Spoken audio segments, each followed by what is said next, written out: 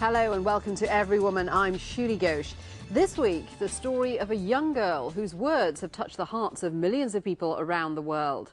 Ma Yan was born into a life of grinding poverty in rural China. She lived on a bowl of rice a day. But she loved to study and never gave up her dreams of achieving more. When she was 13, she started writing a diary, pouring into it all her hopes for her future. And in 2001, fate stepped in the form of a French journalist who was given the diary by Ma Yan's mother. Well, today, the diary has been published around the world in 16 different countries, and Ma Yan herself has the future she dreamed of. Every Woman went to meet her as she prepared to leave for university in Paris.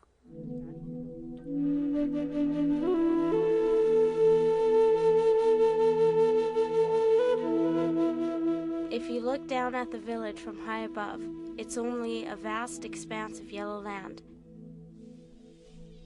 It's very bare. You can't get anything you want here. The economy is not developed.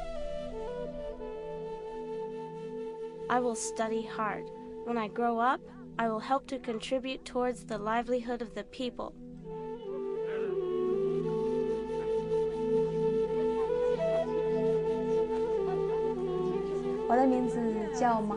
My name is Ma Yan, Ma meaning horse and Yan meaning swallow.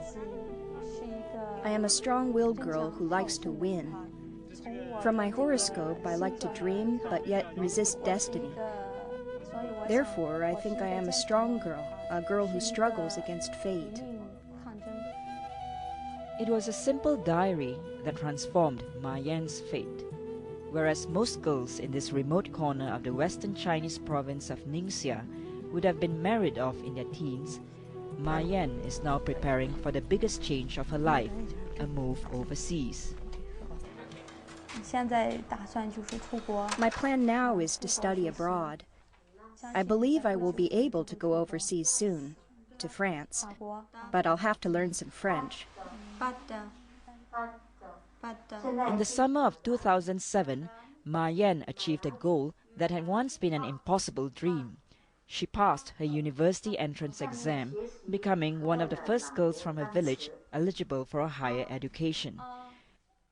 But her dreams have grown alongside her success. She's now going to Paris, where she will live with a French family with the aim of soon enrolling in a French university. I hope that life there would be a bit more relaxing and that I can obtain better knowledge and one day return home to serve my country and contribute towards society.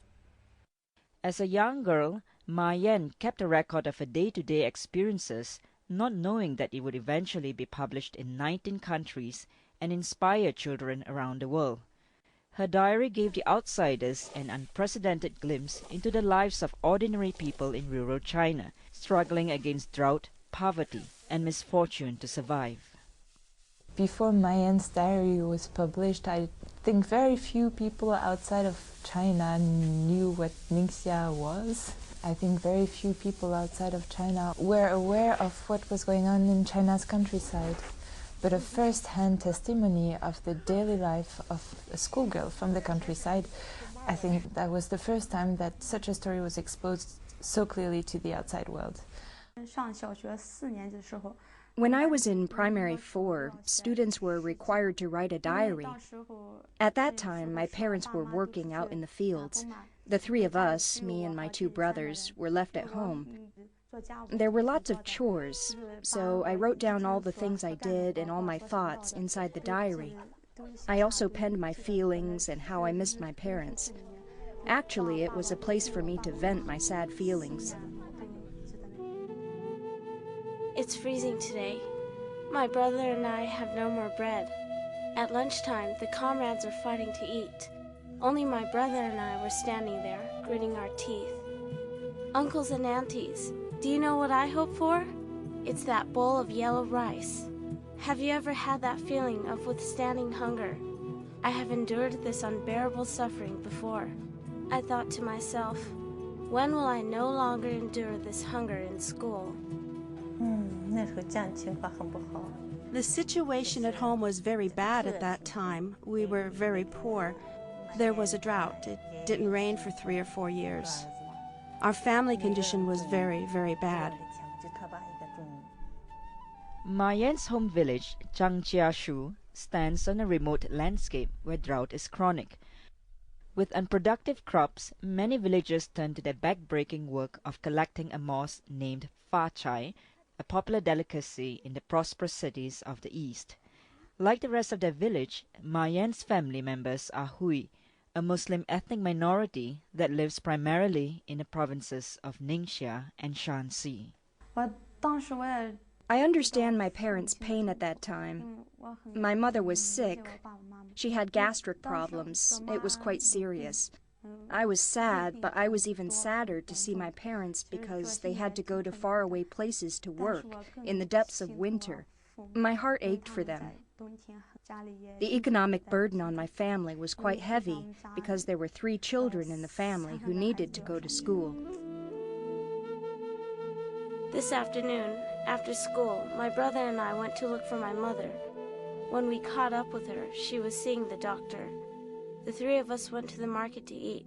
Mother didn't eat. I could see that she was thirsty and hungry. I think that Mother is willing to withstand hunger for the sake of our stomachs and our education. I must not disappoint her. I must get into university, find a job, and let Mother eat until she's full. Every day, Mother and Father had their heads facing the earth and backs facing the sky. They had to work 4 seasons a year and to tend the fields. I felt that this kind of life is really difficult. For generations, our family had always been farmers. We had to rely on nature for our livelihood. This kind of life is unstable. We might eat once, and it will only last for that meal. So I wanted to change our fate through education, change our family's way of life.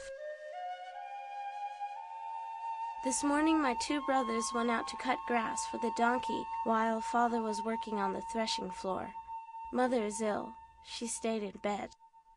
Sister She tells us a story.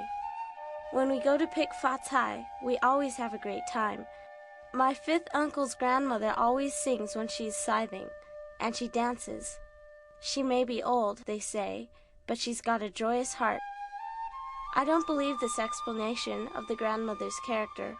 I believe this woman to be sad and unhappy, because my mother's done the same work.